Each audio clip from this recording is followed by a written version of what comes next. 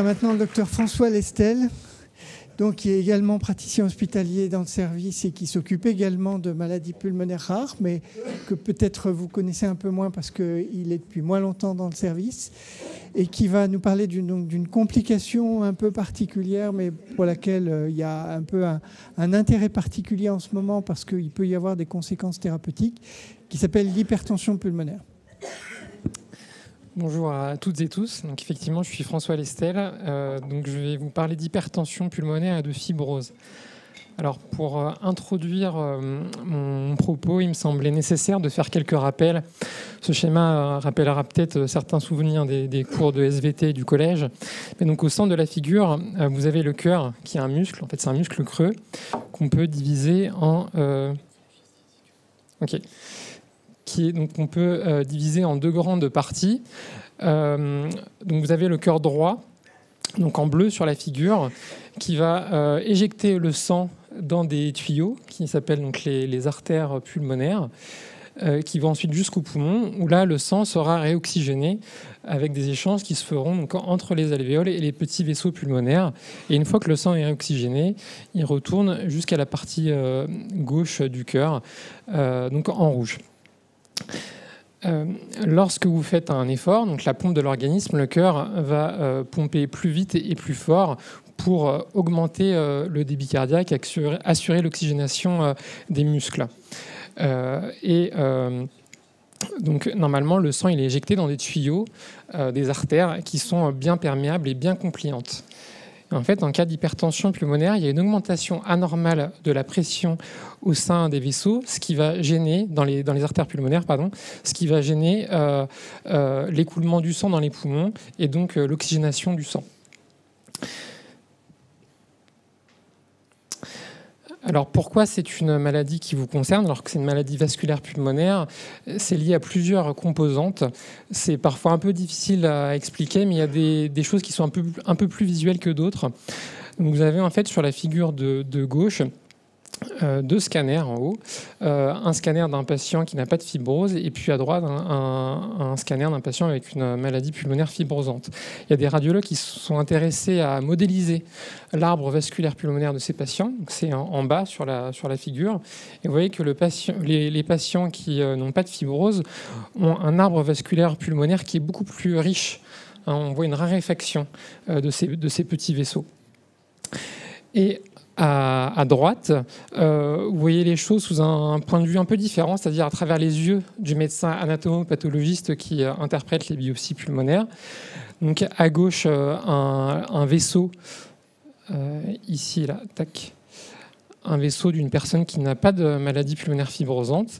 Et à droite, en fait, vous voyez la paroi du vaisseau artériel pulmonaire qui s'est épaissi, qui s'est un peu musclé dans le mauvais sens du terme et qui va gêner l'écoulement normal du sang. Ça va être un obstacle à l'écoulement normal du sang jusqu'au poumon pour permettre les échanges gazeux.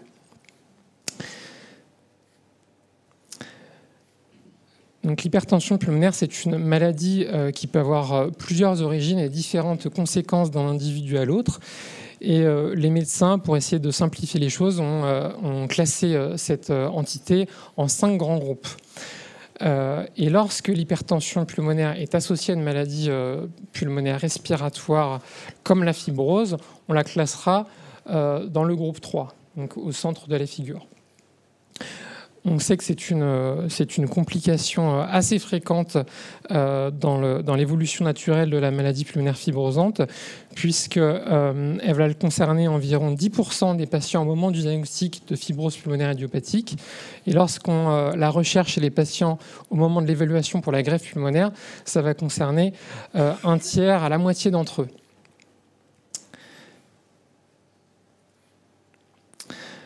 Alors, un mot sur le pronostic. Vous avez ici une courbe de survie.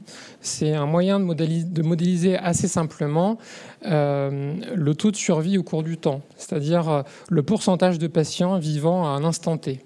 Donc, avec en ordonnée, là, sur la gauche, un pourcentage. Et donc, ici, c'est une étude qui a étudié 80 patients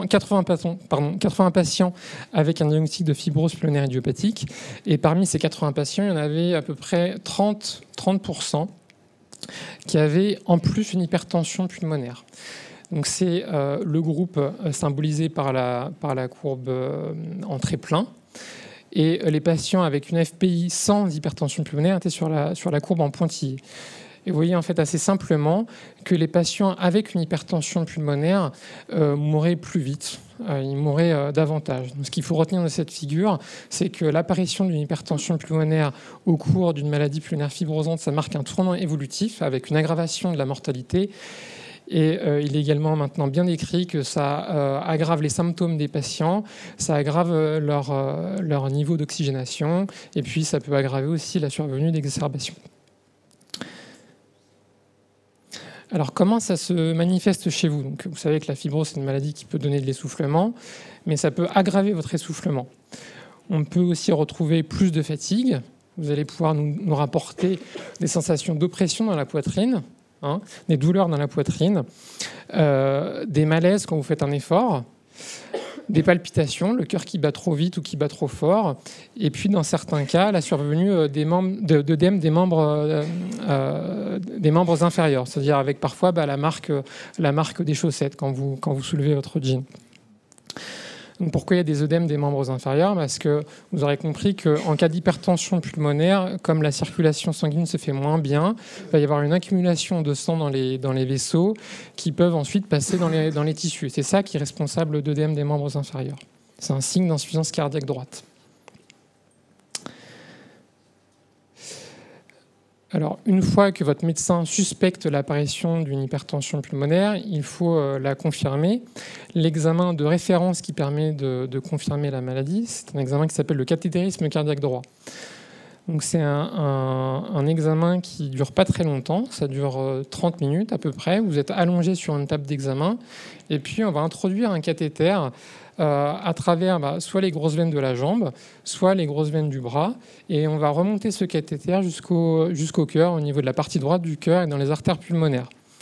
Ça va permettre une mesure de tout un tas de chiffres, et ces chiffres permettront de dire si oui ou non votre médecin a eu raison de suspecter une hypertension pulmonaire, et si elle est là, est-ce qu'elle est sévère ou pas, est-ce qu'elle nécessite d'être traitée. Donc c'est un examen qui se fait sous anesthésie locale, c'est pas très douloureux et ça nécessite une courte hospitalisation pour la surveillance. On surveille surtout le point de ponction parce que parfois il peut y avoir de petits hématomes, notamment lorsque vous prenez un traitement anticoagulant. Donc c'est vraiment l'examen de référence pour confirmer le diagnostic quand on la suspecte.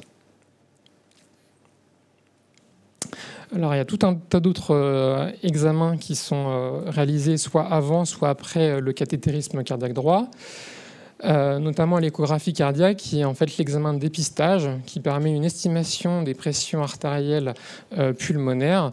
C'est un peu moins précis que le cathétérisme cardiaque droit.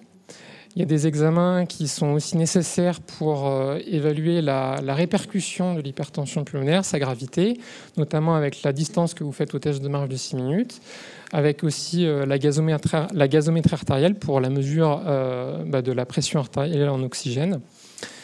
Et d'autres examens, donc la prise de sang ou la scintigraphie pulmonaire de ventilation-perfusion, qui là sont nécessaires pour éliminer les autres causes d'hypertension pulmonaire. Donc, il y a parfois des séquelles d'embolie pulmonaire ou des maladies auto-immunes qui peuvent donner une maladie vasculaire pulmonaire.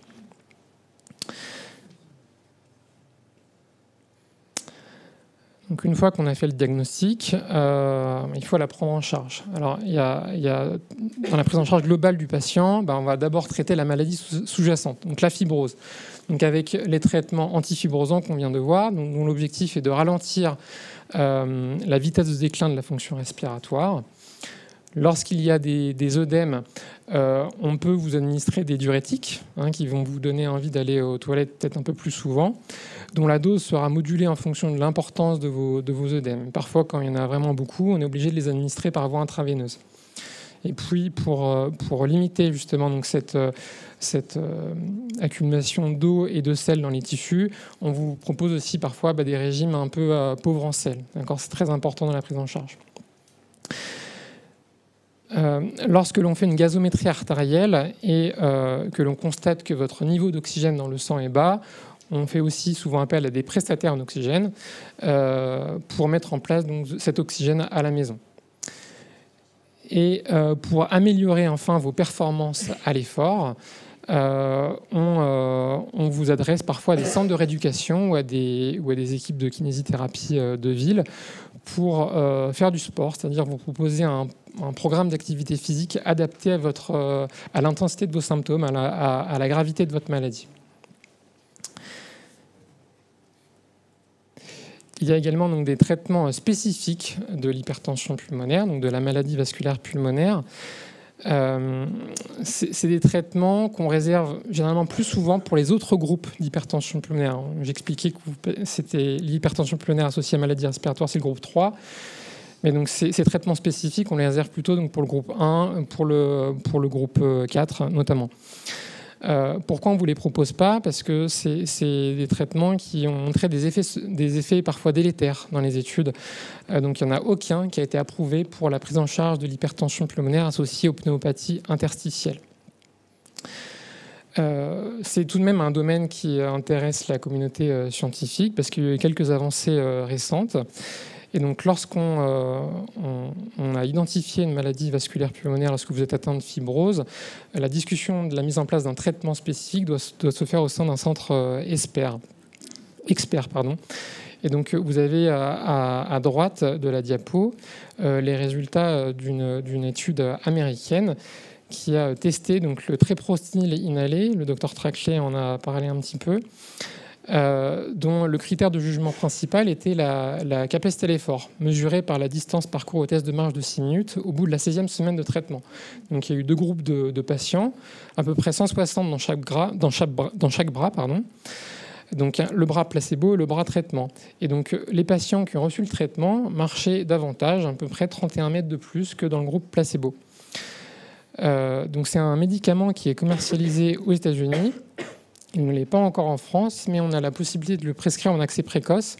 En fait, c'est un dispositif dérogatoire exceptionnel qui permet la mise à disposition du médicament et la prise en charge financière avant le remboursement par l'assurance maladie dans le droit commun. Et donc, le docteur Trachet l'a dit, donc c'est également une molécule qui a l'étude sur le déclin de la capacité respiratoire lorsque vous êtes atteint de fibrose pulmonaire idiopathique. Pour finir, je fais un bref mot sur la transplantation pulmonaire, mais je ne veux pas déflorer le topo suivant. Vous voyez en fait que l'hypertension pulmonaire, l'apparition d'une hypertension pulmonaire au cours de la fibrose pulmonaire est inscrit sur les critères qui doivent inciter votre médecin à vous proposer une greffe des poumons, si votre âge le permet et en l'absence de contre-indication. Donc en conclusion, l'hypertension pulmonaire est une maladie vasculaire pulmonaire qui est relativement fréquente dans l'histoire naturelle de la maladie. Ça marque un tournant évolutif responsable d'une aggravation de la mortalité et l'apparition ou l'aggravation de nouveaux symptômes. Le diagnostic nécessite d'être confirmé par un examen qui s'appelle le cathétérisme cardiaque droit. Et lorsqu'on discute d'une prise en charge spécifique, celle-ci doit se faire au sein d'un centre expert. Donc nous, on a de la chance parce qu'on est à la fois centre de référence des maladies pulmonaires rares et centre de compétences de l'hypertension pulmonaire. Voilà, merci pour votre attention.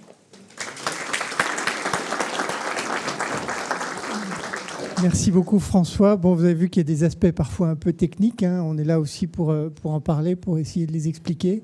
Mais vraiment, l'espoir, c'est que jusqu'à présent, on s'intéressait qu'à la fibrose, voilà, les dépôts de collagène, etc. Maintenant, il y a aussi un intérêt pour les vaisseaux dans les poumons, avec la possibilité probablement d'avoir des améliorations quand on traite, enfin, quand il y a cette fameuse hypertension pulmonaire, donc des anomalies des vaisseaux des poumons qui viennent aggraver les choses et contre lesquelles on pourrait sans doute, on va pouvoir agir. Et donc, c'est vrai que c'était important, je pense, d'en parler aujourd'hui parce qu'on a commencé ce type de traitement, même s'il n'est pas en accès précoce, comme tu l'as dit. Donc, ça peut concerner certains d'entre vous.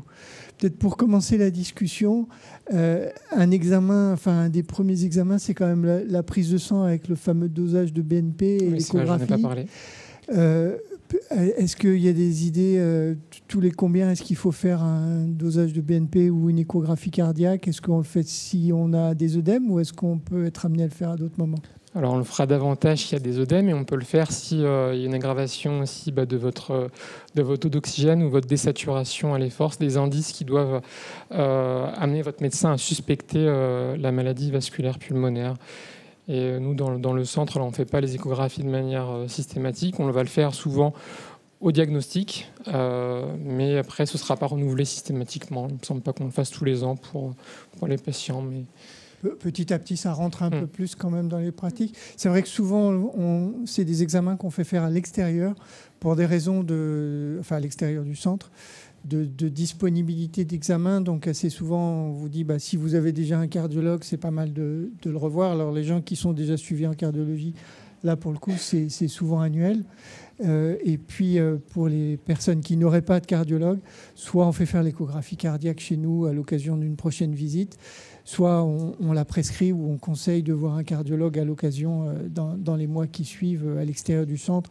Ça, c'est plus pour des raisons de disponibilité. C'est vrai qu'il y a pas mal de cardiologues qui sont disponibles en ville ou dans des centres hospitaliers généraux.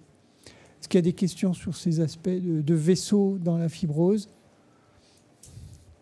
Non, tu as été... Oui, j'arrive. Merci. Est-ce qu'il y a un lien entre l'apnée du sommeil et l'hypertension artérielle pulmonaire? Oui, c'est quelque chose qui est décrit et connu maintenant. Et lorsqu'il y a des apnées du sommeil, il convient d'abord de traiter ces apnées du sommeil, donc avec la mise en place d'un appareil qui s'appelle une pression positive continue, donc qui est un masque en fait qu'on met au niveau du visage pour soigner ces apnées.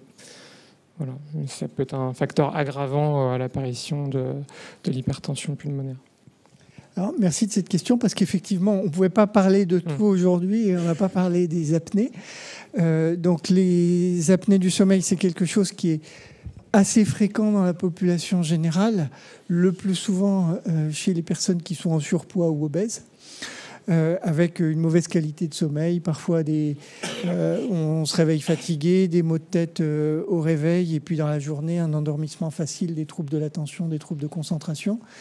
Mais on sait maintenant que les apnées du sommeil sont également plus fréquentes chez les personnes qui ont une fibrose pulmonaire et souvent en l'absence d'obésité. Donc quelqu'un qui a une fibrose pulmonaire, notamment s'il y a une fatigue très importante ou des troubles de concentration ou des choses comme ça, ça fait partie des choses qu'on peut rechercher et qui aussi peuvent effectivement aggraver l'hypertension pulmonaire et qu'on va traiter s'il y a des syndromes d'apnée importants, qu'on va traiter de la même façon qu'on les traite en dehors de la fibrose, c'est-à-dire avec le fameuse pression positive, c'est-à-dire un masque pour dormir. Oui. Moi, c'est au sujet du Tifaso.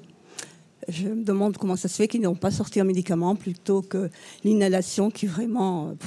c'est difficile. Donc visiblement, j'ai compris que vous avez eu le Tivaso, alors soit dans le cadre d'un essai, soit parce que vous avez une hypertension pulmonaire. Donc le Tivaso, c'est le tréprostinil inhalé, le médicament dont tu as parlé. Donc il n'est pas commercialisé en France, mais donc vous avez beaucoup d'effets secondaires avec le médicament. Donc ça fait partie des choses qu'on est en train d'étudier justement dans le centre, parce qu'on commence à le prescrire de plus en plus à nos patients qui ont une hypertension pulmonaire. Pourquoi le comprimé n'a pas été plutôt développé que la voie inhalée, je sais pas. En fait, il existe, mais il est également mal toléré. Donc, il n'est pas commercialisé du tout en France. Dans certains pays d'Europe, il y a une voie intraveineuse ou subcutanée qui existe, mais qui a aussi pas mal d'effets secondaires. Et finalement, alors c'est visiblement pas trop votre cas, mais la voie inhalée est celle qui semble être la mieux tolérée d'une façon générale. Comme pour tous les médicaments, individuellement, on peut moins supporter un médicament ou un autre. Mais par contre, c'est vrai qu'il semble que la voie inhalée est globalement tolérée de façon convenable par la majorité des gens. Mais on n'a pas encore un recul énorme parce qu'il n'y a pas beaucoup de personnes qui ont été traitées. Quand vous dites qu'il y en a beaucoup, c'est que le nombre d'inhalations par jour est contraignant. Oui.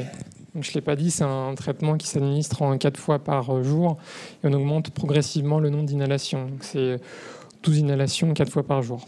Voilà. Donc ça peut effectivement être contraignant quand les patients ont encore une activité professionnelle, donc voilà, ils ont des sorties. Bon, merci beaucoup François. Merci.